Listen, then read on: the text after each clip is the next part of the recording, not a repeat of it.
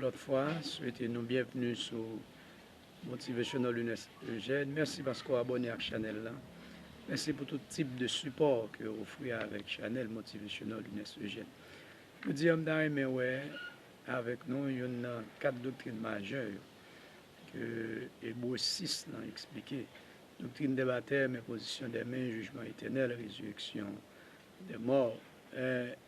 Aujourd'hui, on nous est ensemble et compréhension biblique qui dégageait sur l'imposition des mains. L'imposition des mains explique l'exercice de l'autorité de Dieu par son ministère dans le corps de Jésus-Christ. Elle est une confirmation du pouvoir divin de l'Église.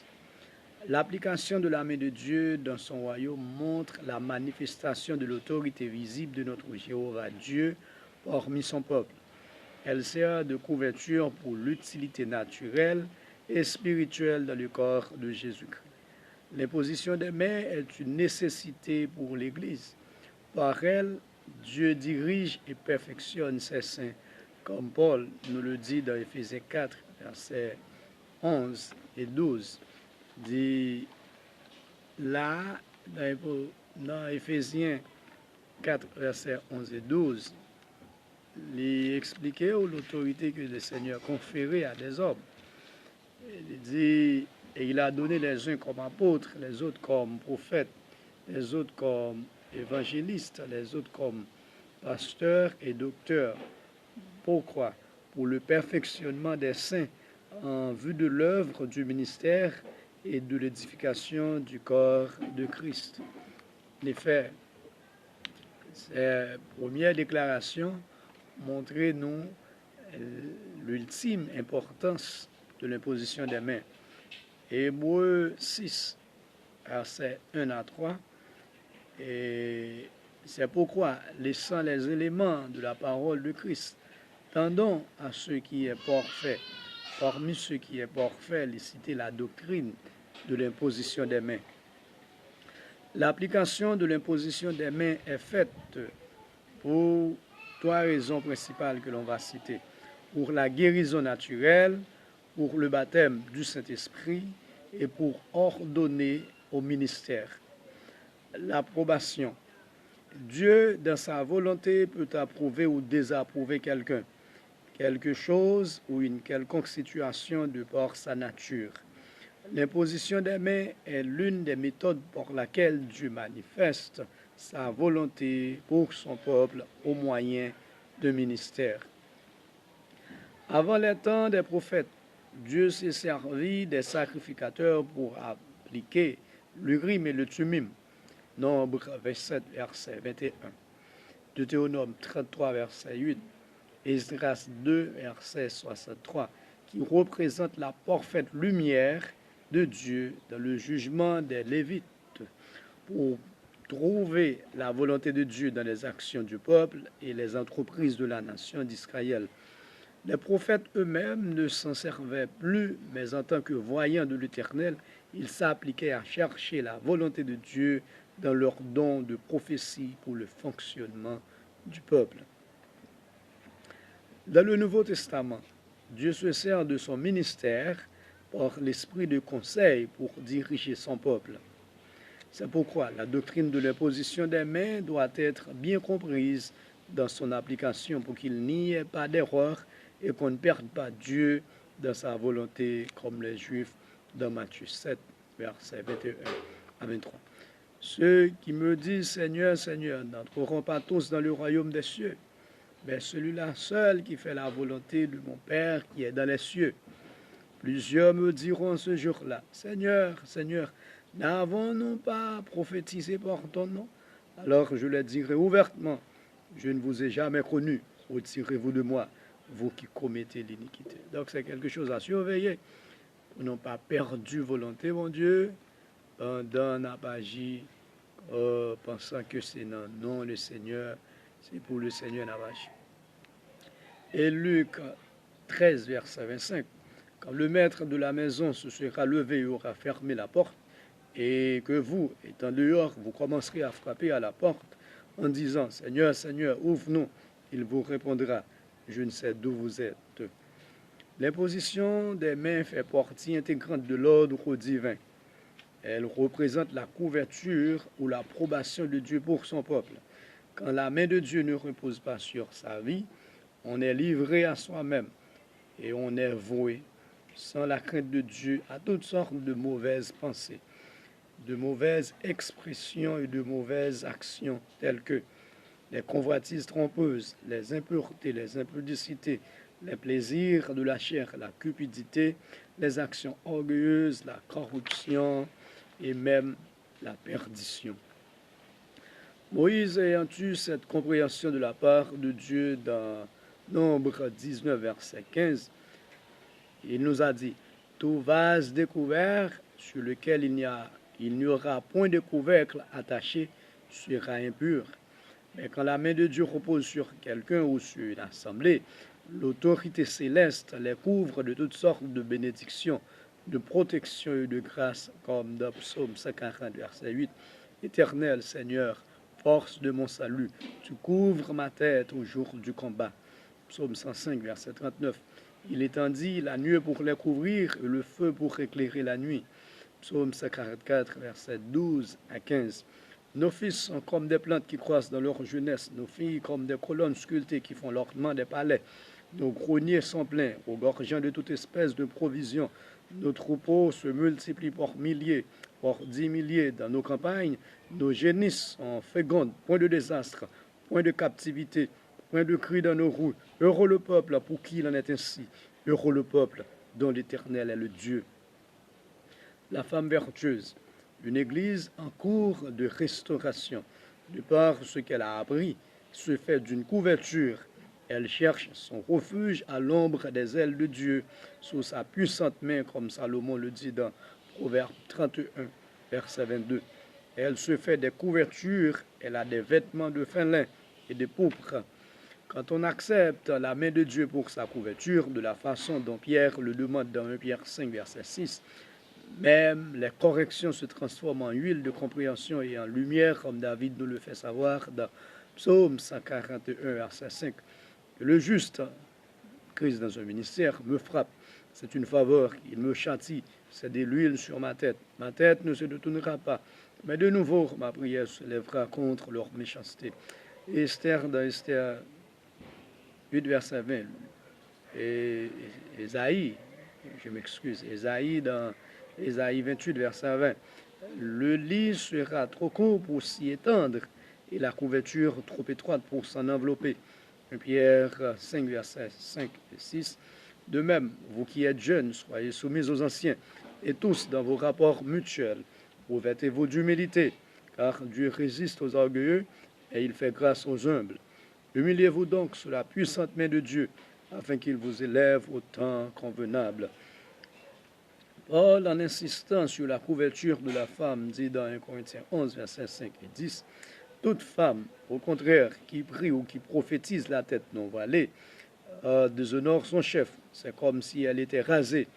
C'est pourquoi la femme, à cause des anges, doit avoir sur la tête une marque de l'autorité dont elle dépend. La femme ici représente l'Église de Christ. Elle doit être soumise au ministère de Dieu car elle est sa gloire.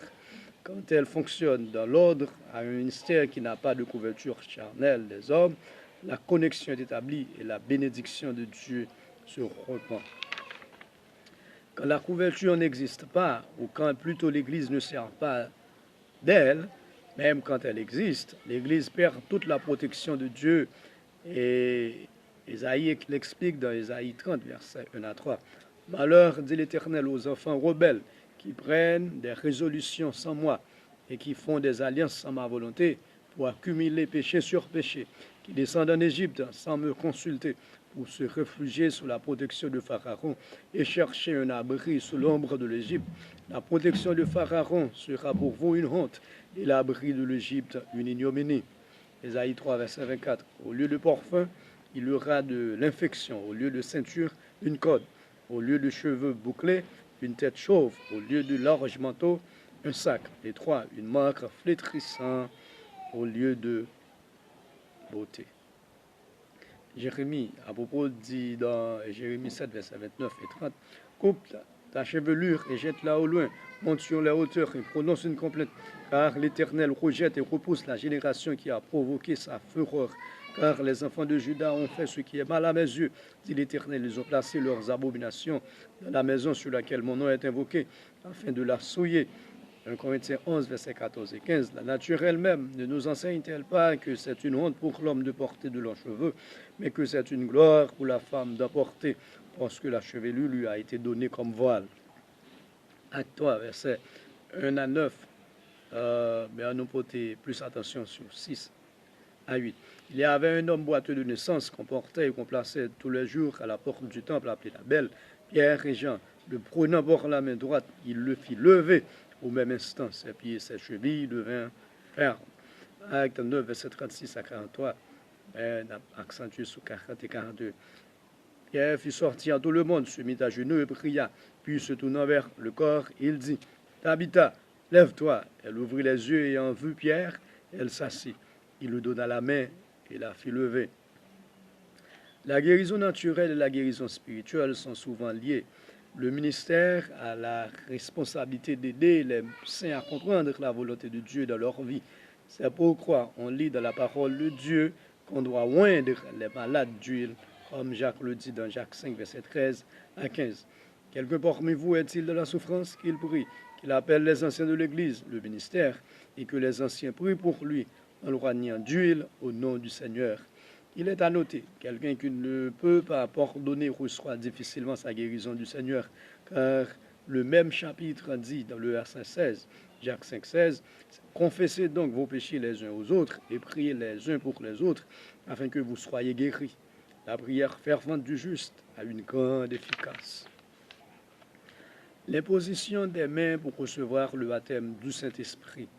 Dans le chapitre 9 du livre des Actes des Apôtres, Paul reçut la guérison naturelle et le baptême du Saint-Esprit en même temps par l'imposition des mains d'Ananias. Acte 9, verset 10 à 12, 17, 18.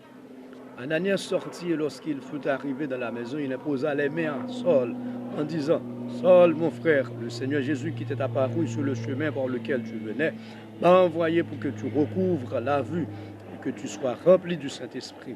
Plus tard, Dieu fit beaucoup de miracles et de guérisons par la main de Paul, et beaucoup reçurent le baptême du Saint-Esprit avec l'évidence de parler en d'autres langues, comme dans Actes 19, verset 1 à 6, 11, 12, verset 6. Paul, ayant rencontré quelques disciples, lorsque Paul leur eut imposé les mains, le Saint-Esprit vint sur eux, et ils parlaient en langue et prophétisaient. Deux autres exemples expliquant le fait de recevoir le baptême du Saint-Esprit par l'imposition des mains du ministère peuvent être aussi vus dans le livre des Actes et la lettre de Paul à Timothée dans Actes 8, verset 14 à 17. Les apôtres qui étaient à Jérusalem et ont appris que la Samarie avait reçu la parole de Dieu, y envoyèrent Pierre et Jean. Alors Pierre et Jean leur imposèrent les mains et ils reçurent le Saint-Esprit.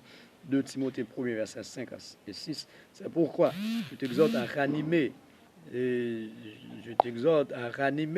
le don de Dieu, le baptême du Saint-Esprit que tu as reçu par l'imposition de mes mains. Troisième point, l'imposition des mains pour ordonner au ministère. Cette partie est la plus importante de la leçon. Quand quelqu'un se qualifie pour exercer un ministère et que Dieu l'approuve, il doit recevoir l'imposition des mains de l'Assemblée des Anciens, ce qui exprime l'approbation générale du Conseil de Dieu. Cette application fut, depuis l'Ancien Testament, de rigueur. Prendre la position entre Dieu et son peuple par l'imposition des mains commença dans Nombre 27, verset 16 à 23, 18 à 20. L'Éternel dit à Moïse, prends Josué, fils de Nun, homme en qui réside l'Esprit, et tu poseras tes mains sur lui. Et Moïse suivit l'ordre de Dieu, et nous le constatons dans Deutéronome 34, verset 9. Josué, fils de Nun, était rempli de l'esprit de sagesse, car Moïse avait posé ses mains sur lui. Les enfants d'Israël lui obéirent et se conformèrent aux ordres que l'Éternel avait donnés à Moïse. C'était le premier exemple de la Bible qui démontre l'office du ministère, l'autorité accompagnant par l'imposition des mains. Ce modèle fut répété par le ministère de l'Église primitive dans Actes 6, 1 à 6. Choisissez parmi vous cet homme de qui l'on rend de beaux témoignages Ils les présentèrent aux apôtres qui, après avoir prié, leur imposèrent les mains. Étienne, plein de grâce et de puissance, faisait des prodiges et de grands miracles parmi le peuple. Du temps de l'Église primitive, où des hommes furent appelés par Dieu pour un travail particulier, ils passaient toujours par le processus de l'imposition des mains, après la prière, par l'assemblée des anciens, afin qu'ils commencent leur mission. Acte 13, versets 1 à 4. Pendant qu'ils servaient le Seigneur dans leur ministère et qu'ils jeûnaient, le Saint-Esprit dit, « Mettez-moi à part Barnabas et Saul pour l'œuvre à laquelle je les ai appelés. » Alors, après avoir jeûné et prié, ils leur imposèrent les mains et les laissèrent partir. Paul fait mention dans ses autres lettres à Timothée du don du ministère qu'il avait reçu. 1 Timothée 4, versets 14 à 16. Ne néglige pas le don qui est en toi et qui t'a été donné pour prophétie avec l'imposition des mains de l'Assemblée des anciens. L'imposition des mains exprime l'approbation de Dieu dans la vie de serviteurs de Dieu, qu'on soit ministre au sein pour son ministère ou pour sa vie personnelle. L'imposition des mains est nécessaire au point où Paul indique de ne pas le faire avec précipitation dans 1 Timothée 5, 22. N'impose les mains à personne avec précipitation et ne participe pas au péché d'autrui. Toi-même, conserve-toi pur.